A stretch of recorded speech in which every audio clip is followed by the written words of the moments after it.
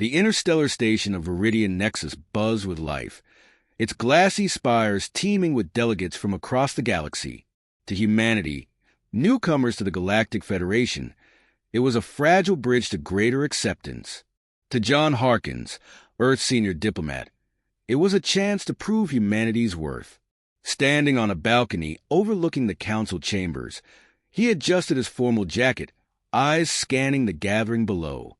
His 9-year-old daughter, Lily, leaned against the railing beside him, her bright laughter momentarily easing the weight of his duties. "Daddy, do you think they'll like Earth's music?" she asked, clutching her portable hollow player. John chuckled. "If they have taste, they will." Lily's curiosity was boundless, much like her mother's had been before her passing. John often marveled at her resilience, a light unextinguished by loss. He had brought her along to Viridian Nexus to keep her close, a decision he now questioned as tensions with the Danla, a reptilian species known for their unyielding pride, mounted. Whispers of discontent had reached his ears, but nothing concrete enough to act upon. Later that day, as the summit commenced, Lily wandered to the station's arboretum. Vibrant flora from hundreds of worlds thrived in its gravity-neutral domes, their bioluminescent hues captivating her imagination. She activated her hollow player, dancing to the sounds of Earth's music in a secluded clearing. Unbeknownst to her, shadowy figures lurked nearby. The attack came without warning. The Danla extremists moved like wraiths, their camouflage forms emerging from the dense foliage. Lily's scream pierced the air just as John, alerted by his implant's proximity alarm, sprinted toward her. He arrived seconds too late. The blast tore through the clearing, an energy charge aimed at John but intercepted by Lily's small frame. Time slowed as he cradled her, her wide eyes locking onto his. "Daddy," she whispered, her voice barely audible, before the light in her eyes faded. A primal roar erupted from John's chest. Security forces swarmed the area, apprehending the attackers, but their capture brought no solace. The Federation's protocols forbade immediate retribution, demanding extensive hearings and investigations, a bureaucratic morass John neither trusted nor cared for. Back in his quarters, grief consumed him. Lily's belongings lay untouched on the bed she'd never returned to, her favorite hollow player still glowing faintly. The diplomat who had once brokered peace between rival worlds now felt only a searing void. It was then he remembered the whispers. During an earlier mission, he had heard of an ancient artifact known as the Hellstone, rumored to grant its wielder unimaginable power. Though dismissed as myth, desperate men are seldom skeptical. John accessed the station's restricted archives, cross-referencing fragments of data until he pinpointed its location, a derelict asteroid temple in uncharted space. Fueling his personal ship, John departed under the cover of darkness, overriding diplomatic protocols. His journey led him to a forsaken world bathed in eternal twilight, where ruins jutted from the ground like jagged teeth. At the temple's heart, he found it, a pulsing, obsidian stone wreathed in flames that neither burned nor flickered. "Do you seek power, mortal?" A disembodied voice intoned, resonating within his mind. John hesitated, clutching Lily's hollow player. "I seek justice," he replied. The stone's flame surged, engulfing him. Agony racked his body as his flesh blistered, his bones reforging themselves into something otherworldly. When the transformation ended, John Harkens was no longer merely human. He was a ghost rider, a spectral figure cloaked in black, his head a blazing skull, and a hellish chain coiled at his side. Power coursed through him, raw and unrelenting. His once diplomatic hands now glowed with hellfire, capable of incinerating the guilty. A motorcycle materialized, its wheels spinning flames that defied gravity. As John mounted it, visions of Lily's killers flooded his mind. Their faces were etched into his very essence, each a target for the inferno he now commanded. When he rode out of the temple, the darkness recoiled. The universe would soon know that vengeance had a name, and its fire would not be quenched. The transformation was complete, but his path was just beginning. The Ghost Rider's legend began with fire.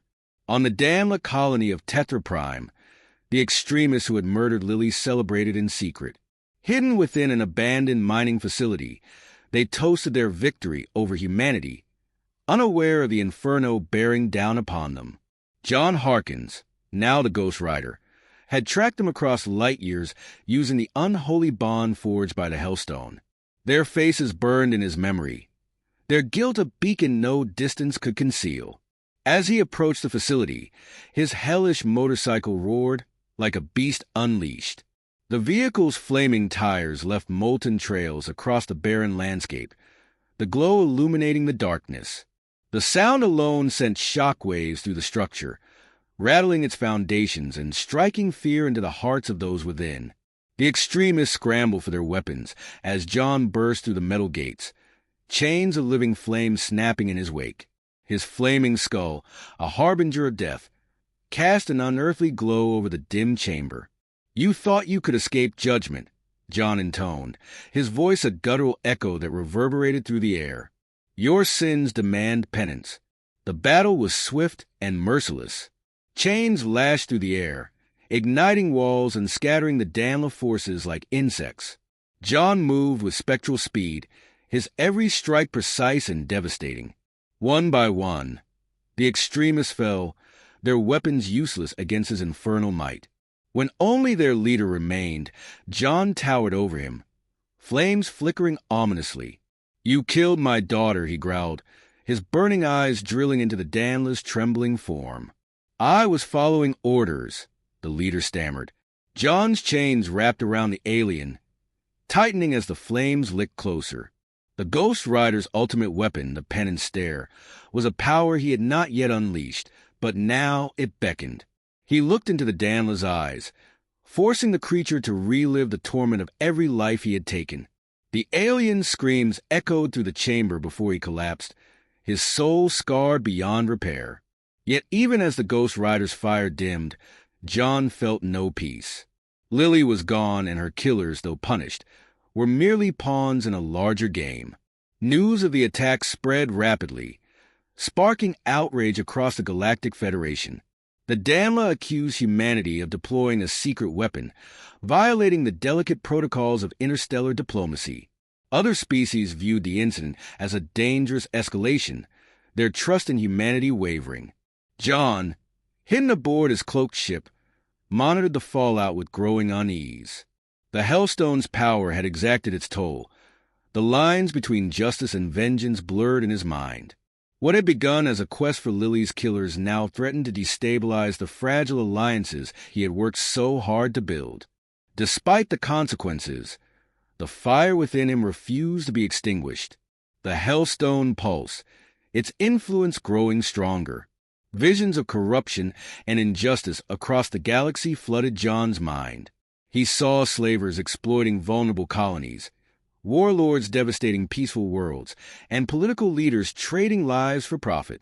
"They're all guilty," the Hellstone's voice whispered. "Burn them. Avenge them all." For a moment, John was tempted. The Hellstone's power offered him the ability to reshape the galaxy, to deliver absolute justice where the Federation's bureaucracy faltered.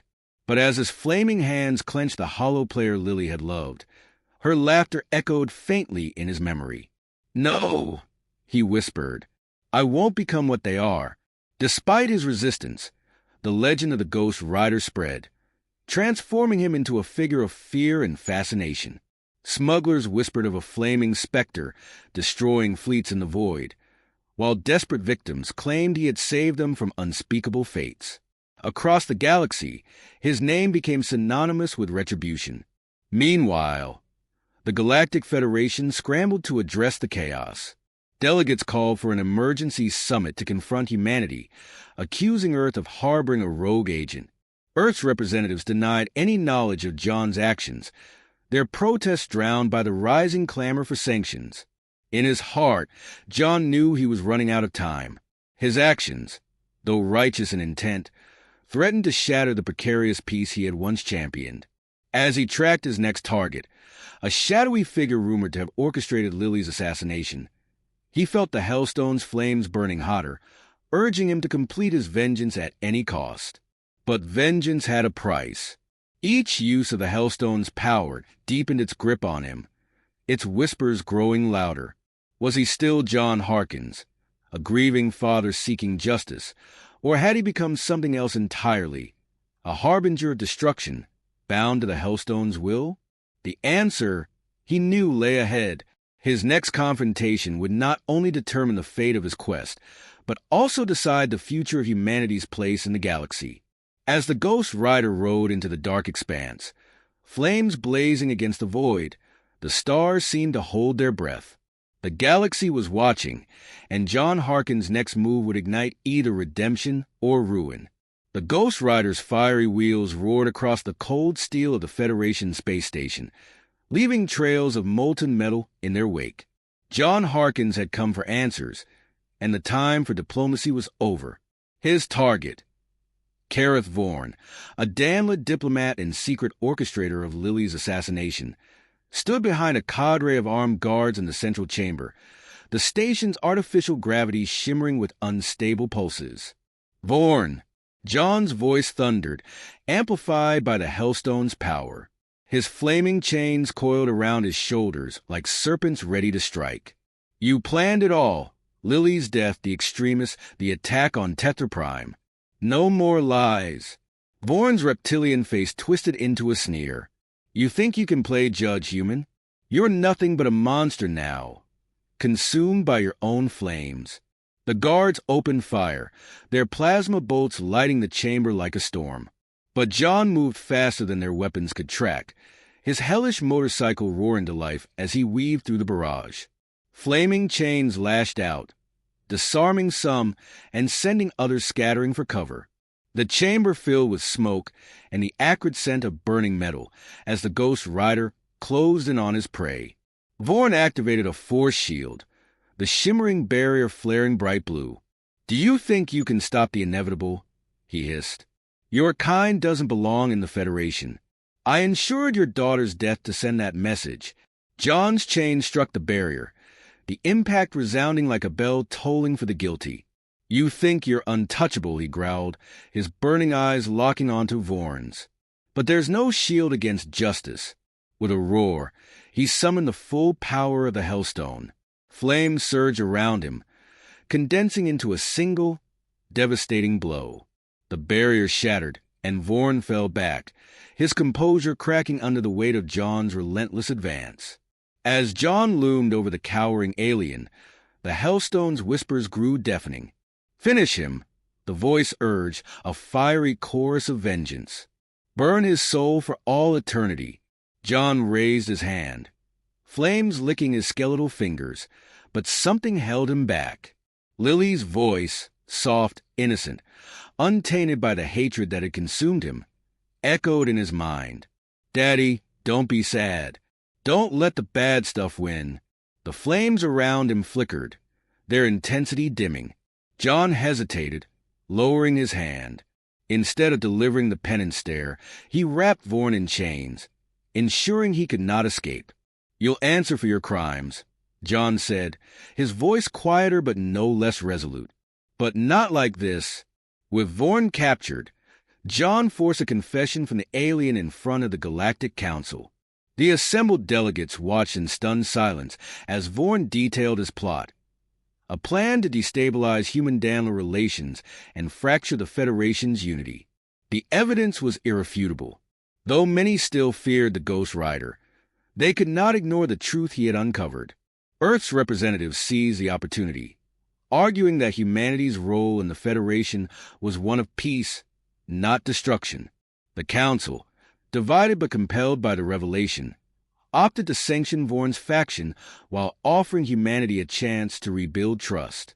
For John, the moment was bittersweet. Justice had been served, but Lily's absence was a void that no victory could fill. He had confronted his daughter's killer and chosen mercy over vengeance, yet the Hellstone's power still burned within him, a constant reminder of what he had become. After the hearing, John returned to his ship, now a shadow of the infernal specter that had terrorized the galaxy. The Hellstone pulsed faintly, its voice subdued but persistent. You could do so much more, it whispered. The galaxy is full of evil. Let me guide you. John stared at the cursed relic, his grip tightening. No, he said firmly. You've taken enough from me. Summoning every ounce of willpower, he hurled the Hellstone into the void. The artifact flared brightly, consumed by its own flames before vanishing into the darkness. For the first time since Lily's death, the fire within John began to cool. Weeks later, on a quiet hill overlooking Earth's coastline, John stood before a simple memorial. Lily's name was etched into the stone, surrounded by her favorite flowers. He placed her hollow player on the pedestal, its faint glow reflecting the rising sun. I did what I could, kiddo, he said softly, his voice heavy with emotion. I couldn't save you, but I can still try to make things better. For us, for everyone. The wind carried a warmth that felt like her presence, a fleeting comfort that gave him strength. As John turned to leave, his mind was clear for the first time in months. He was no longer the Ghost Rider, no longer consumed by the Hellstone's vengeance. He was simply a father determined to honor his daughter's memory, not through fire and destruction, but by working for the peace she had always believed in. The galaxy had seen the flames of his fury, but now it would see the enduring light of his humanity.